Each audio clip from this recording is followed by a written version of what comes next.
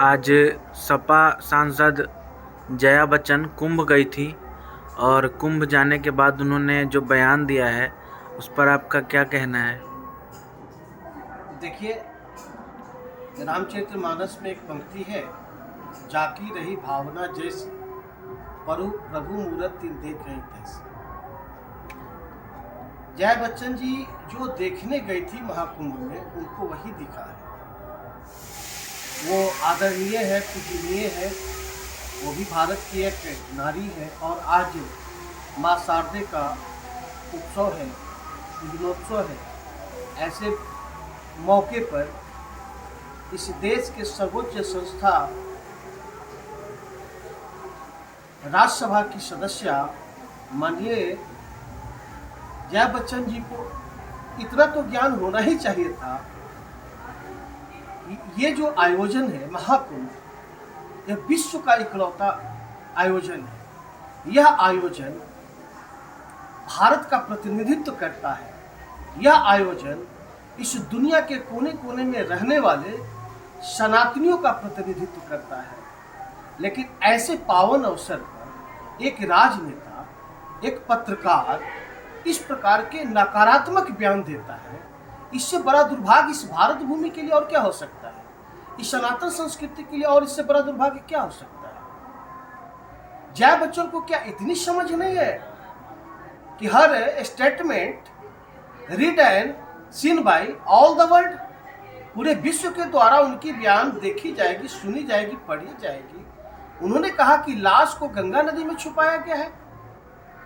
क्या आज का जो परिवेश है महाकुंभ का, जहां कई राज्यों की आबादी के बराबर लोग वहां आस्था का सैलाब उमड़ा हुआ है, वहां क्या लाश छुपाया जा सकता है गंगा नदी में? लेकिन उन्होंने ऐसा बयान दिया। वही नहीं, जया बच्चन ही नहीं, आप देखेंगे कई ऐसे पत्रकार, यूट्यूबर जो वहां नकारात्मक परोस रहे हैं। साहब, your journalism and your leadership, your politics is not for only you and not for only your parties, not for the news and a statement related to only your content. You should try to understand that this Mahakumbh is the biggest program, and this Mahakumbh represent our countries, the represent our culture, the represent our societies. आप leader हो, आप पत्रकार हो, आपकी भी दायित्व बनती है कि भारत के संस्कार संस्कृति की बारे में नकारात्मकता दुनिया के अंदर मत फैलाओ।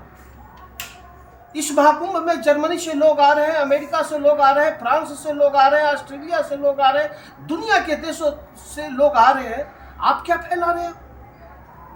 यह दुर्भाग्य है। और देश का जनमानस इन सारी चीजों को देख रहा है। देश का जनमानस इंटरनल डिप्रेस्ड है इन लोगों के बयान से, इन लोगों के स्टेटमेंट से, इन लोगों की गतिविधियों से।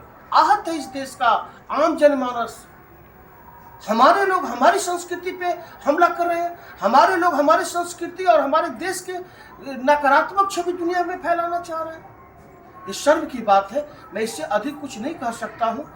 लीडर्स को, इस देश के राजनीतिक दलों को, इस देश के मीडिया को ऐसे आयोजना पर एक खबर बनाते हुए देखना चाहिए।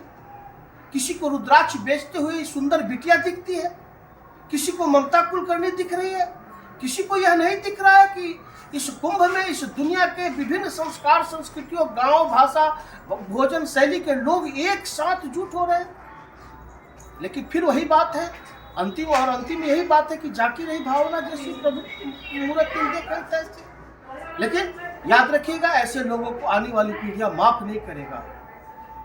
इतनी बड़ी आयोजन जहां लगभग 40 करोड़ आबादी अब तक पहुंच चुकी है, और ऐसे आयोजना के बारे में दिव्यता की बात होनी चाहिए, उस आयोजन के महत्ता की बात होनी चाहिए। 144 साल बाद ऐसे महाकुंभ का अमृत बेला में आयोजना हुआ है, और ऐसे आयोजन पर हम गलत सलत बयान कर रहे हैं, आरोपित कर रहे हैं किसी को। दुर्भाग्य है इस देश का, दुर्भाग्य है ऐसे राजनीति का, और दुर्भाग्य है ऐसे पत्रकारिता का।